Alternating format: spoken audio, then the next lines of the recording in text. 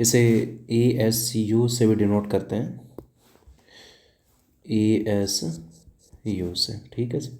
उसके बाद हम पढ़ते हैं कि आवेश का सबसे बड़ा मात्रक कौन सा होता है। तो हम लिखेंगे आवेश का सबसे बड़ा मात्रक क्या होता है? फैराडे होता है। अब एक फैराडे में कितने कूलाम होंगे? एक फैराडे बराबर 96,500 कूलाम। यानी एक फैराडे में कितने कूलाम होंगे? 96,500 कूलाम। अब आवेश को और आगे पढ़ें तो आवेश कौन सी राशि है? एक अदिश राशि है। और इसका जो विमीय सूत्र बनेगा अपने पास, विमीय सूत्र ऊपर देखते हैं एक बार। ऊपर हमने एक फॉर्मूला डिस्कस किया है कि I इंटू टी, यानी एम्पियर इंटू सेकेंड। तो तुम्हें पता होगा कि एम्पियर तो मूल भौतिक राशि है, इसके लिए विमीय सूत्र आएगा अपने पास A1। समय भी मूल भौतिक राशि है तो इसके लिए विमीय सूत्र आएगा T1। तो क्या होगा? A1 T1, ये आएगा विमीय सूत्र। उसके बाद आवेश को और आगे डिटेल से हम पढ़ते हैं कि आवेश और आगे कैसे पढ़ेंगे इसे। आवेश के गुणधर्म, आवेश के गुणधर्म या फिर बोलते हैं properties of charge, properties of charge. क्या क्या प्रॉपर्टी बनेगी देखिए ध्यान से। सबसे पहली प्रॉपर्टी कि मान लीजिए कि अपने पास एक बॉडी है और मैंने बोल दिया कि यहाँ पर बिंदु आवेश Q1, यहाँ पर बिंदु आवेश Q2, यहाँ पर बिंदु आवेश Q3 और इसी प्रकार चलता जाऊँ Qn।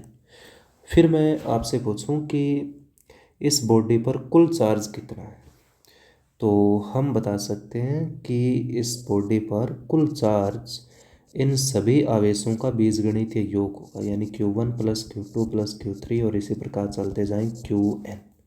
और इसे बोलते हैं आवेश की योज्यता। क्या बोलेंगे जी इसे?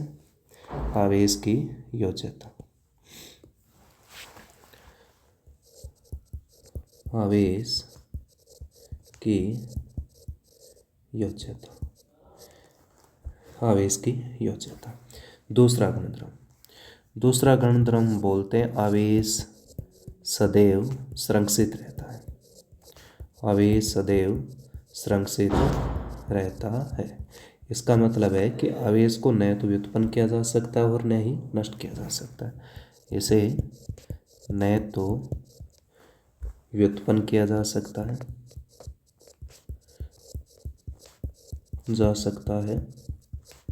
और न ही नष्ट किया जा सकता है। इसे केवल एक पदार्थ से दूसरे पदार्थ में स्थानांतरित किया जा सकता है। एक पदार्थ से दूसरे पदार्थ में स्थानांतरित किया जा सकता है। यही आवेश की दूसरी प्रॉपर्टी अपने पास मिलती है। कहने का मतलब ये नहीं कि हमारे पास एक इंस्ट्रूमेंट ऐसा है जिससे हम 10 कूलाम 20 कूलाम 40 कूलाम इतना आवेश बना लें। आवेश किसी बॉडी से ही निकालना पड़ेगा और उसे दूसरी बॉडी में भेजना पड़ेगा, ठीक है। उसके बाद में तीसरी प्रॉपर्टी क्या बनेगी वो देखते हैं। आवेश का क्वांटीकरण, आवेश का क्वांटीकरण मतलब समझना भी। सबसे पहले ये डिस्कस करते हैं कि सबसे छोटा आवेश, आवेश इलेक्ट्रॉन का आवेश सबसे छोटा माना गया है, यानी सबसे छोटा आवेश कौन सा होगा? इलेक्ट्रॉन का आवेश, इलेक्ट्रॉन पर आवेश। और इलेक्ट्रॉन पर आवेश की मात्रा आपने पढ़ी होगी 1.67 इंटू 10⁻19 कूलाम। इतना आवेश होता है इलेक्ट्रॉन के ऊपर और इस वैल्यू को E भी बोला जाता है, केवल और केवल वैल्यू को, ठीक है। और इलेक्ट्रॉन पर आवेश कितना होगा? इतना कूलाम, ठीक है। उसके बाद अब किसी भी बॉडी पर यदि आवेश की बात करें, किसी भी बॉडी पर आवेश होता है Q is equal to plus minus n into e, ये आवेश होता है। एन यहाँ पर क्या होगा, इलेक्ट्रॉन की संख्या। हमने ये डिस्कस कर लिया कि सबसे छोटा आवेश ई की वैल्यू के बराबर है, यानी ई के बराबर है, ई है सबसे छोटा आवेश, ये वैल्यू है 1.67 इंटू 10⁻⁻19 कूलाम। इससे छोटा आवेश हो ही नहीं सकता। जैसे ये मान लो कि आपने ये बोल दिया कि सबसे छोटी मुद्रा रुपए में देखो 1 पैसा है, ठीक है, उसको बाद में लाते अन्ना वगैरह, जैसे आपने और भी इससे छोटी मुद्रा होती है पैसों से, ठीक है, उसको रहने दो, पहले हम पैसों को डिस्कस करते। 1 पैसा, यानी 1 पैसा से छोटी मुद्रा है ही नहीं, ये नहीं हो सकता 0.5 पैसा, ठीक है। अब यदि 1 रुपये की बात करूँ तो कितने पैसे होंगे, 100 पैसे होंगे। ये तो हो ही नहीं सकता कि मेरे पास 101.5 पैसे, इम्पॉसिबल है ये तो चीज़, क्योंकि सबसे छोटी मुद्रा ही आपने बता दी 1 पैसा है, यानी 1 पैसे से छोटा कुछ हो ही नहीं सकता, पैसे से छोटा कुछ हो ही नहीं सकता। इसी प्रकार ए से छोटा चार्ज हो ही नहीं सकता।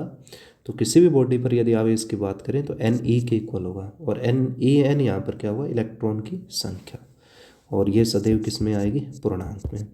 अब यदि कोई बॉडी धनावेशित है तो उसके लिए प्लस, और यदि कोई बॉडी ऋणावेशित है तो उसके लिए माइनस लेना पड़ेगा, ठीक है जी। उसके बाद में अगली प्रॉपर्टी क्या बन सकती है वो देखते हैं। अगली प्रॉपर्टी ये बनेगी कि आप ये मानिए आपके पास बिंदु आवेश है, एक बिंदु आवेश धनावेश और दूसरा भी बिंदु आवेश धनावेश, जब इनको एक ही रेखा में रखें, यानी एक ही लाइन के अलोंग इन्हें रखें, तो ये एक दूसरे को क्या करेंगे, प्रतिकर्षित, ठीक है। और यदि प्लस और दूसरा आवेश माइनस हो तब ये एक दूसरे को क्या करेंगे, आकर्षित करेंगे। इस प्रकार ये दोनों आवेश कौन से, सहजातीय, या फिर ऐसा भी हो सकता है एक माइनस दूसरा भी माइनस, ये भी एक दूसरे को प्रतिकर्षित करेंगे। तो हम लिख सकते हैं यहाँ से कि दो सहजातीय आवेशों के मध्य क्या होगा, प्रतिकर्षण, और दो विजातीय आवेशों के मध्य क्या होगा, आकर्षण। दो विजातीय आवेशों के मध्य आकर्षण, ठीक है से ये प्रॉपर्टी हमने पढ़ ली। उसके बाद में 5वीं प्रॉपर्टी, ये मान लीजिए आपके पास बहुत सारे आवेश है, Q1, दूसरा आवेश Q2, तीसरा आवेश Q3, और इन्हें आप किसी विलगित निकाय में बंद कर देते, तो इसका मतलब है कि बाहर से किसी भी प्रकार के आवेश का आदान प्रदान नहीं हो रहा है। तो तय ये है कि इस निकाय का कुल आवेश सदैव क्या रहेगा, संरक्षित। तो मैं लिख सकता हूँ किसी विलगित निकाय में उपस्थित कुल आवेश